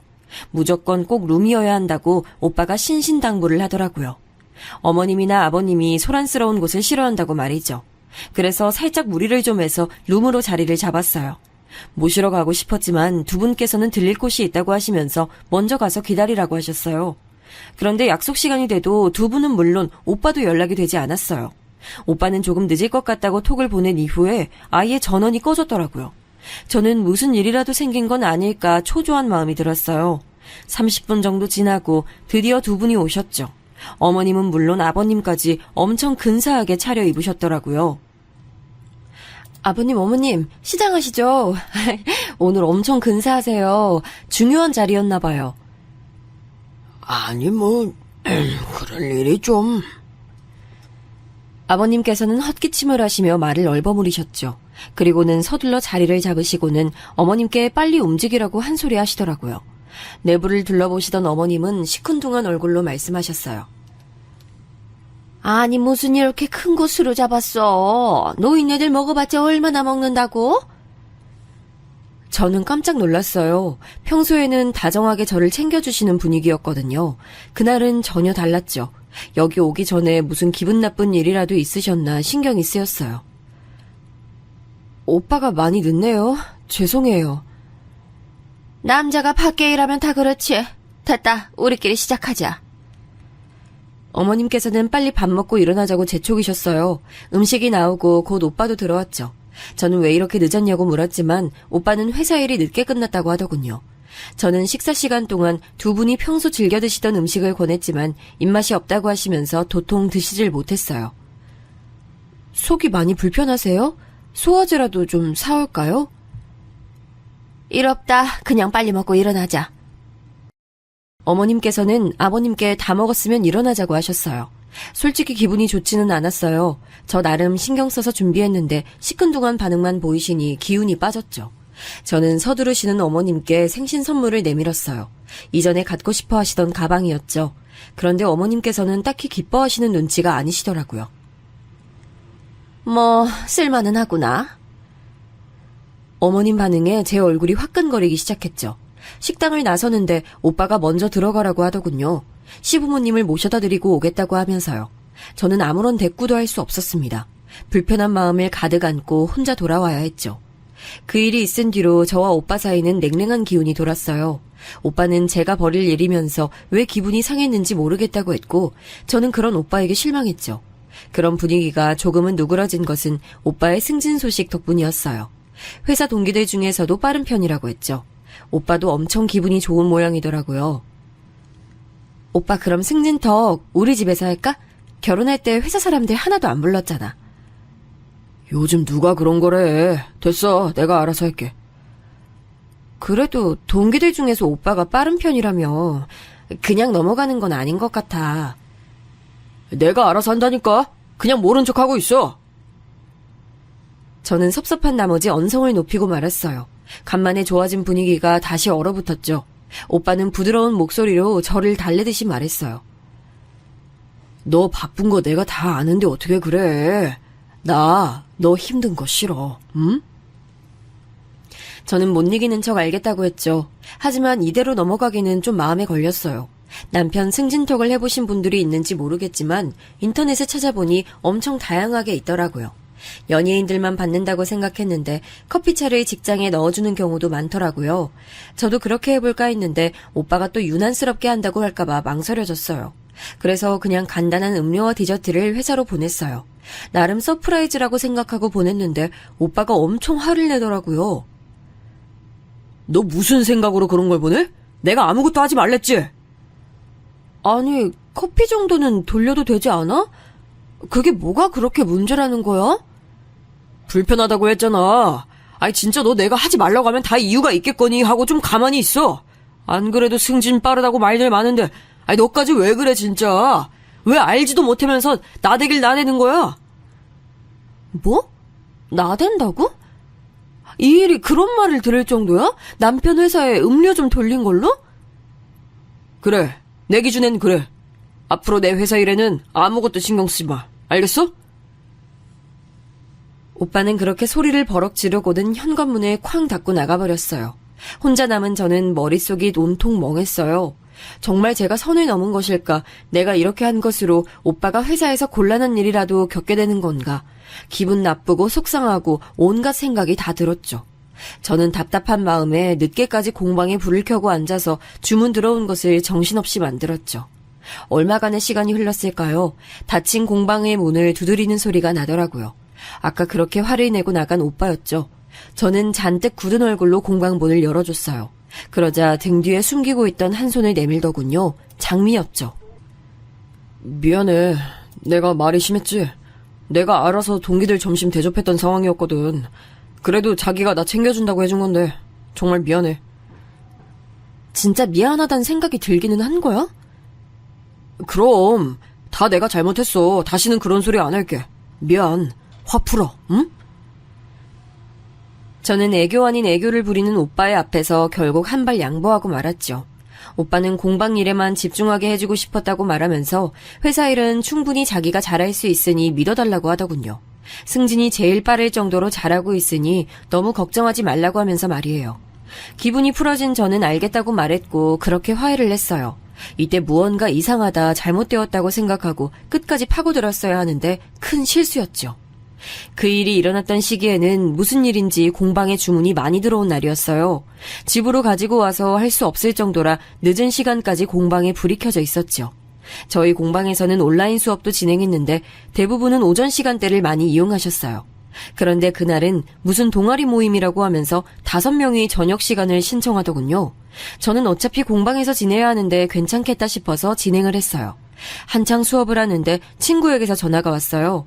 저는 강의가 끝나면 연락하겠다고 했지만 친구는 급한 일이라고 하더군요. 저는 잠깐 쉬는 시간을 갖자고 말하고는 친구의 전화를 받았어요. 나 지금 온라인 강의 중이야. 이제 30분이면 끝나는데 뭐가 그렇게 급한 거야? 뭐? 강의? 너 오늘 너희 남편 회사 창립 기념일이라서 우리 호텔에서 파티하는 것도 몰랐어? 저는 처음 듣는 얘기에 깜짝 놀랐어요. 창립 기념 파티? 그런 얘기 없었는데? 부부 동반으로 다들 참석해서 한창이야. 아니, 난 또 너희 남편은 아예 참석을 안 하나 보다 했는데 어떤 여자랑 같이 들어오잖아. 내 담당이 아니라서 회장 안에까지 들어간 건 아닌데 너희 남편 확실해. 네가 저번에 보여준 결혼사진에서 본 사람이랑 똑같던데? 회사 이름이 뭔데? 친구는 회사 이름을 말하면서 맞지 않느냐고 하더군요. 가슴이 철렁했죠. 너 무슨 일이 그렇게 바빠서 이런 중요한 자리에 내조도 안 하고 그래. 아이, 그리고 너희 남편도 그렇다. 아무리 네가 바빠도 그렇지 다른 여자랑 이런 날에 나타나면 어쩌자는 거야. 정말 다른 여자랑 들어왔어? 어떤 여잔데? 모르지 그건. 그냥 나도 회장에 들어가는 모습만 봤어. 아이, 잠깐만. 내가 혹시 또 만나게 되면 사진 보내줄게. 친구와 전화를 마치고 머릿속은 복잡했어요. 제가 최근 바빴다고는 하지만 오빠가 그런 중요한 자리가 있다고 말만 했으면 충분히 일정을 조정할 수 있었거든요. 저는 급하게 강의를 마무리하고 집으로 달려갔어요. 보드에는 오는 일정에 대해서 아무것도 적혀있지 않았죠. 그저 오빠가 저녁은 먹고 들어오겠다고 아침에 남겨둔 글자뿐이었어요. 저는 초조하게 연락을 기다렸어요. 얼마의 시간이 지났을까 친구에게서 사진이 몇 장 전송됐어요. 파티가 끝났다고 하면서 오빠와 처음 보는 여자가 다정하게 나서는 모습이 찍혀 있었죠. 네, 확실하게 오빠였습니다. 저는 떨리는 손을 부여잡고 친구에게 사정을 알아보겠다고 하고는 아무에게도 말하지 말아달라고 했어요. 1시간 정도 흘렀을까 오빠가 집으로 들어왔어요. 사진에서 봤던 멋진 차림은 어디 가고 아침에 나갔던 옷 그대로였죠. 저는 저녁은 어떻게 해결했냐고 물었어요. 오빠는 야근하면서 편의점 도시락을 먹었다고 하더군요. 얼굴색 하나 바뀌지 않고 천연덕스럽게 말이에요. 심지어 편의점 도시락이 별로라서 반도 못 먹었다고 하면서 라면이라도 먹어야겠다고 했어요. 오빠가 씻고 나올 때까지는 저는 불뚝불뚝 솟아오르려는 감정을 최대한 억눌렀어요. 지금의 제 기분을 그대로 터뜨려서는 안 된다는 생각이 들었죠. 라면을 끓인다고 물을 받는 오빠의 등 뒤로 저는 천천히 입을 열었어요. 회사에서 야근?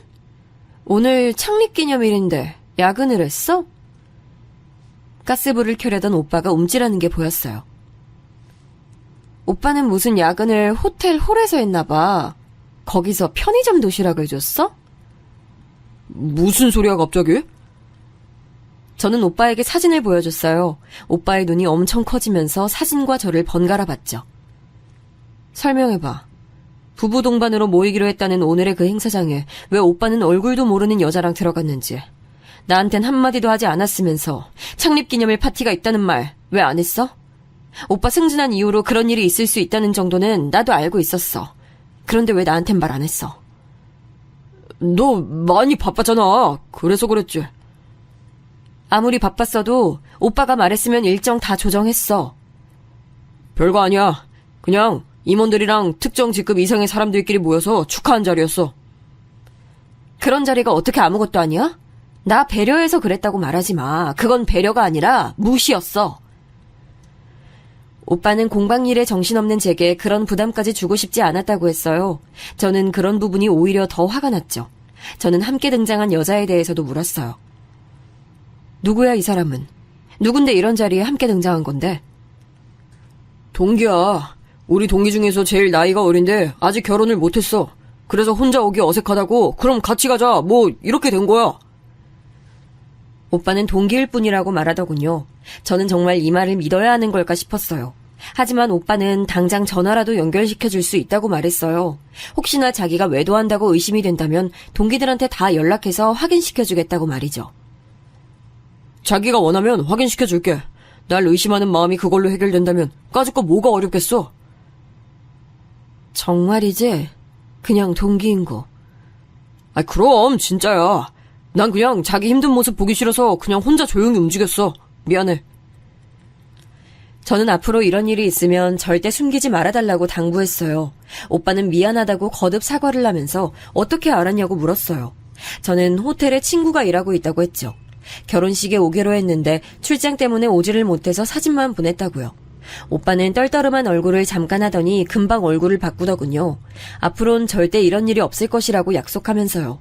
그날 일은 그렇게 넘어갔지만 저는 마음 한구석이 계속 찝찝했어요. 뭐라고 콕 찍어서 말할 순 없지만 시원하게 해결된 게 아무것도 없는 그런 기분이었죠. 그러던 어느 날 저는 아가씨의 심리 상담이 끝나기를 기다리고 있었어요. 마치고 공방에서 만들던 작품을 마무리하기로 했거든요. 평소보다도 많이 밝은 얼굴로 나온 아가씨는 맛있는 샌드위치를 사서 가자고 할 정도로 기분이 좋아 보였어요. 공방으로 들어온 우리는 오랫동안 공들여서 만들던 것을 마무리했어요. 아가씨는 세상에서 태어나지도 못했던 아기를 위한 것이라고 하면서 하나하나 공들여 만들었었거든요. 드디어 오늘 완성이 되는 날이었죠. 저는 오늘을 위해서 공방까지 닫았어요. 아가씨는 완성된 물건을 보고 한참을 가만히 앉아있더군요. 저는 조용히 뒷정리를 마무리하고 아가씨가 좋아하던 라떼를 손에 쥐어줬어요. 그리고 가만히 곁에 앉았죠. 얼마의 시간이 지났을까요? 언니... 고요한 공방에 아가씨의 목소리가 울렸어요. 언니, 우리 오빠 사랑해요? 의외의 질문에 당황하긴 했지만 저는 솔직하게 말했어요. 연애를 8년이나 해서 그런가? 초기처럼 두근거리는 기분은 없는 게 사실이에요. 하지만 그때와는 다른 의미로 사랑하고 있죠. 오빠는 아니에요, 분명. 저는 단호한 아가씨의 말에 잠깐 숨을 멈췄어요. 아가씨는 천천히 고개를 돌리더니 저를 바라보며 말했어요. 오빠는 좋은 사람 아니에요. 그러니까 이제 그만하고 도망가요. 더 있다간 언니가 상처받을 거예요. 아가씨, 갑자기 그게 무슨 말이에요? 도망을 가라니요. 정말이에요. 엄마, 아빠, 오빠 다 한 통속이에요. 영문을 알 수 없는 얘기를 하는 아가씨를 보면서 제 마음도 급해지기 시작했어요. 저는 그렇게 해서는 안 된다고 알고 있었지만 아가씨의 양팔을 붙들고 무슨 일인지 다 얘기를 하라고 다그치게 됐죠. 아가씨는 예상과는 다르게 침착했어요. 자신의 팔을 붙들고 있는 제 손을 떼어내더니 제게 사진 하나를 보여주더군요. 이게 무슨... 웨딩 촬영을 한 사진이었어요. 그 속에 환하게 웃고 있는 남자는 오빠였고 여자는 창립기념일에 함께 갔다던 사람이었죠. 아가씨는 사진을 넘겨보라고 하더군요. 저는 떨리는 손으로 옆으로 넘겼어요. 아주 달달한 웨딩 사진이 연속으로 이어졌죠. 그리고 그 중에는 시부모님과 함께 찍은 사진도 있었어요. 저는 망치로 세게 머리를 맞은 기분이었어요. 아가씨는 안타까운 눈빛을 하면서 차근차근 얘기를 시작했어요. 회사 이사님 딸이래요. 승진한 것도 그 여자랑 결혼이 내정되었기 때문이었어요. 언니랑 결혼한 이유는 별거 없었어요. 나나 우리 엄마 아빠한테 잘하니까 그게 마음에 들었대요. 지금 그게 말이 된다고? 내가 말했잖아요. 인간이 아니라고. 아빠도 엄마도 오빠도. 세 사람은 내가 좋아질 때까지만 결혼생활 유지하는 것으로 자기들끼리 얘기 끝났어요. 언니는 한 번도 이상하다는 생각 못했어요? 우리 집에 오지도 못하게 하는데? 물론 이상하게 생각은 했죠. 하지만 워낙 어른들께서 강경하게 나오시니 저는 가풍이 그렇다고만 생각을 했을 뿐이었어요. 저는 눈앞이 깜깜했어요. 내가 심리상담 받겠다고 한 이유, 오빠가 결혼 날짜를 잡았다는 얘기를 들었기 때문이에요. 이대로 가다간 언니 계속 이혼만 당하겠다 싶어서. 아가씨, 그럼 아가씨는 언제부터 알고 있었어요? 심리상담 얘기한 날부터요. 그런데 어떻게 계속 숨길 수가 있어요? 내가 아가씨한테 어떻게 했는데? 저는 벌떡 일어나 소리를 질렀어요. 오빠에 대한 배신감만큼이나 아가씨에 대한 배신감도 컸죠. 아가씨는 방금 완성한 것을 품에 소중히 안고서는 일어나며 말했어요.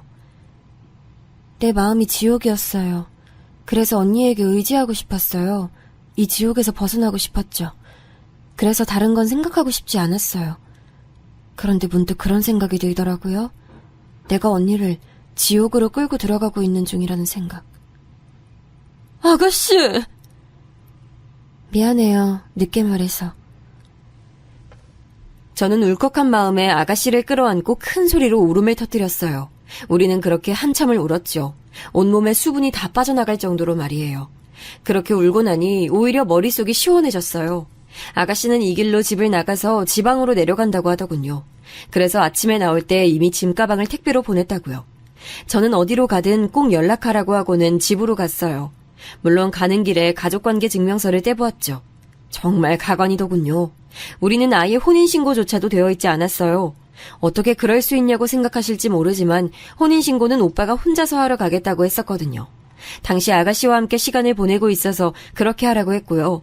건강보험료도 각자 일이 있다 보니 하나로 합치지 않았고 은행 업무 역시 앞에서 말했듯이 모두 오빠가 담당했으니 제가 가족관계 증명서를 볼 일이 어디 있었겠어요.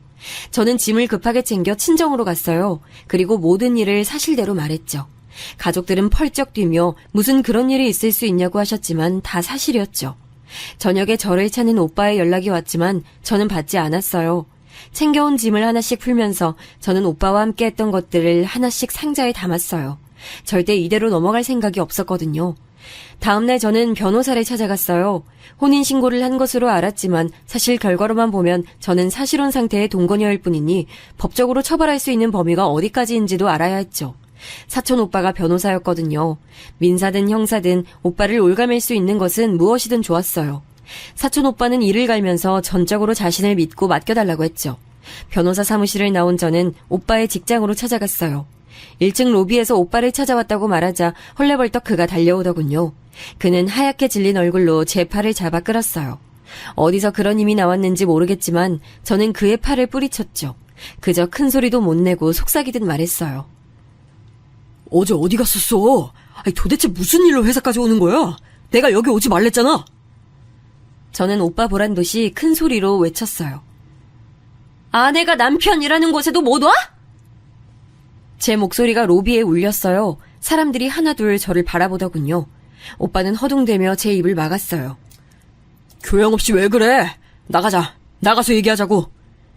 저는 그런 오빠를 밀치며 외쳤어요. 교양? 그래! 넌 교양이 얼마나 넘쳐서 나랑 결혼하고도 혼인신고도 안 했니? 무슨 헛소리야! 여기가 어디라고 그런 얘기를 해? 당장 나가자니까! 왜? 내가 없는 소리 했어? 너랑 8년을 만났어. 한 집에서 15개월을 살았고 나는 너랑 가족인 줄 알았는데 아니더라? 저는 가족관계 증명서를 오빠 얼굴에 던졌어요. 오빠는 주위 눈치를 보면서 당황해 어쩔 줄 몰라 하더군요. 사람들이 우리 주변으로 몰려들기 시작했어요. 저는 어제 뽑아둔 사진을 주변에 뿌렸어요. 오빠가 허둥거리며 사진을 줍는데 일부 사람들이 눈치를 보며 슬쩍 주워들더군요. 제가 뿌린 사진은 우리의 웨딩 사진과 지난 10여 개월 동안 함께했던 사진들이었어요. 오빠는 화를 내며 다른 사람들이 쥐고 있던 사진을 낚아챘어요. 제주도 좋아. 나랑 웨딩 사진 찍고 얼마 전에 또 찍었더라? 여자는 누구니? 여기 이사 딸이라던데. 그 여잔 내가 누군지 알아? 아니, 너 이러고 살았던 거 알고는 있대? 조용히 못해? 소설 써? 무슨 정신 나간 소리야? 정신이 나간 건 너지? 오빠는 무서운 얼굴을 하고는 제 팔목을 세게 비틀어 쥐었어요. 아픔에 소리를 질렀지만 그 사람 귀에는 전혀 들리지 않는 것 같았죠. 그때였어요. 어디서 나왔는지 오빠 앞을 한 여자가 막아서더군요. 웨딩 사진을 찍었다는 그 여자였어요. 이게 다 무슨 일이야? 오빠는 당황하며 입을 뻐끔거리기만 했죠. 저는 급하게 그녀에게 말했어요. 내가 이 남자랑 결혼해서 15개월 살았어요. 이 자식한테 속아서 혼인신고가 안 되어 있다는 걸 어제 알았지만 이 남자 내 남편이었어요, 어제까지. 그 여자는 한쪽 눈썹을 올리더니 오빠를 지나쳐 제게 다가왔어요. 오빠가 뭐라고 말을 하려고 했지만 깔끔하게 무시하더군요. 그녀는 제게 무슨 근거로 그런 말을 하냐고 물었어요. 저는 프린트 사진을 내밀었죠. 오빠가 소리를 지르며 막아섰지만 언제 나타났는지 건장한 경호원들이 그를 막아서더라고요. 그녀는 한 장 한 장 넘겨봤어요. 방금까지 우리를 구경하던 사람들로 소란스러웠던 로비는 오빠가 발버둥 치는 소리로 가득했어요. 다 거짓말이에요. 저거 다 합성이라고요. 저 믿죠? 저 여자 정신 나간 여자예요. 합성? 정신 나간 여자? 여기서 미친 사람이 있다면 그건 너겠지. 그녀는 모든 사진을 다 넘겨보고는 오빠를 잠시 노려봤어요. 그리고는 명함 한 장을 꺼내어 제 손에 쥐어줬어요. 저는 침만 꼴딱 넘기며 그녀를 바라봤죠. 우선 여기는 회사고 개인적인 얘기를 할 만한 것은 아니군요.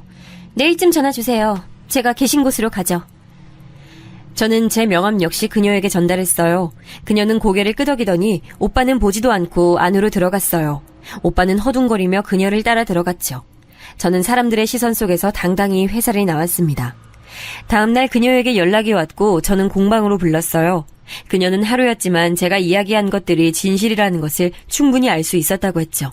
제게 미안하다고 하더군요. 그 인간한테서 듣지 못한 말에 저는 눈물이 터졌어요. 그녀는 묵묵하게 제게 휴지를 전달하고는 무엇을 원하는지 물었어요. 당신만 원한다면 그 인간 회사에서 쫓아내는 건 물론이고 법적인 조치도 취할 수 있어요. 나는 혼인빙자 사기로 고소할 예정이거든요. 그러니까 내 도움 필요하면 말해요. 저도 알아보고는 있어요. 그럼 저희 변호사단 붙여드릴게요. 하고 싶은 만큼 하시고 배상도 받아내셔야죠. 그녀는 거듭해서 미안하다고 말했어요. 저는 전혀 기대하지 못했던 상황이라 고맙다고만 했죠. 오히려 제가 고맙죠. 개인적인 일로 결혼이 급하긴 했지만 이런 상황일 줄은 몰랐거든요. 긴 한숨을 내쉬던 그녀는 머리가 지끈거리는지 잠시 인상을 썼어요. 저는 가만히 그녀의 말을 기다렸죠.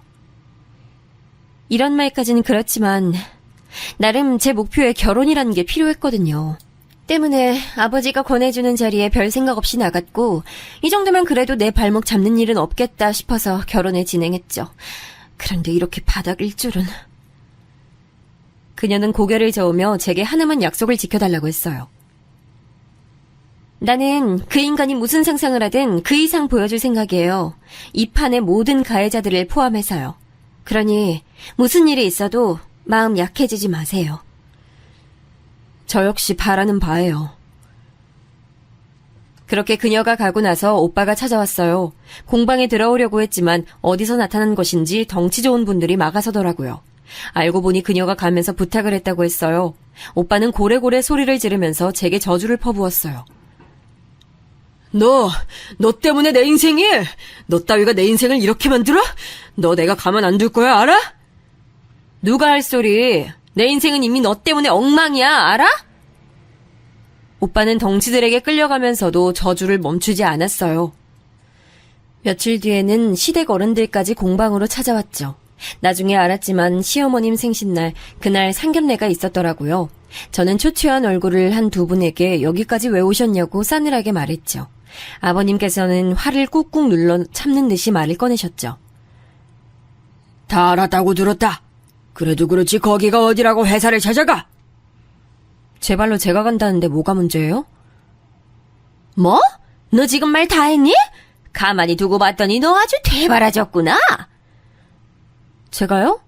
그럼 아드님은 어떤데요? 제가 되바라졌으면 아드님은 사기꾼인가요? 제 말에 아버님은 숨이 턱하고 막힌 얼굴을 하시고는 제게 손가락질만 하셨죠. 곁에 계시던 어머님께서 소리를 지르시며 손에 들고 있던 가방을 휘두르셨어요. 저는 냉큼 한 발 물러섰죠. 어떻게 회사에 가서 그런 말을 짓거릴 수가 있어? 네가 내 아들 인생을 망치려 들지 않고서야! 댁내 아들이 어떻게 되든 저랑 무슨 상관이라고요. 제가 며느리도 아닌데 말이죠. 뭐, 댁내? 네가 이러고도 무사할 것 같아? 글쎄요. 저보다는 그쪽 아드님 먼저 생각하셔야죠. 그쪽도 저도 이대로 넘어갈 생각 없거든요. 어머님은 이를 악물고 제 머리채를 잡으려고 손을 뻗어 오셨어요. 초반에는 아버님이 말리시는 것처럼 하시더니 곧 뒷짐을 지고 서 계셨죠. 뒤에서 보고만 있던 사촌 언니가 뭐 하는 짓이냐며 제 앞을 막아섰어요. 저는 당장 경찰에 신고를 하라고 했죠.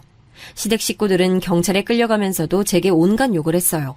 공방 주변에 사람들이 모이자 두 분은 두리번거리더니 입을 다무셨죠. 이 이야기를 들은 사촌 오빠는 우선 접근 금지 신청부터 해야겠다고 했어요. 저는 그녀가 추천해준 로펌 이야기를 꺼냈죠.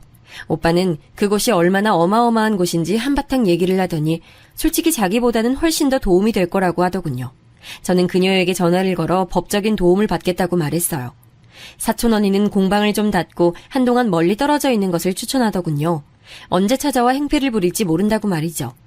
하지만 저는 숨지 않기로 했어요. 와서 행패를 부리면 부려보라고 했죠. 그만큼 더 자신들이 나락으로 떨어질 것이 분명했거든요. 소송을 진행하고 있다고 연락을 받고 나서 이제 끝이 보이는가 보다 하고 있는데 오빠가 공방에 나타났어요. 살기등등한 모습은 어디 가고 완전 페인이 따로 없더군요. 그는 저를 보자마자 제 발밑에 납작 엎드려서는 살려달라고 했어요. 어이가 없었죠. 살려줘. 내가 다 잘못했어. 잠시 내가 눈이 돌았나 봐. 미쳤었지. 내가 너한테 그러면 안 되는데 진짜 미안해. 나 한 번만 용서해줘. 늦었어. 난 너 용서 못해. 죽어도 절대로. 나 이대로 가면 진짜 죽어. 회사에서도 한직으로 밀려났어. 무슨 말도 듣도 보도 못한 지방으로 가래. 거기에 무슨 소송이 어쩌고 하면서 집에 자꾸 날아와. 내가 잘못했으니까 네가 나 한 번만 봐줘라.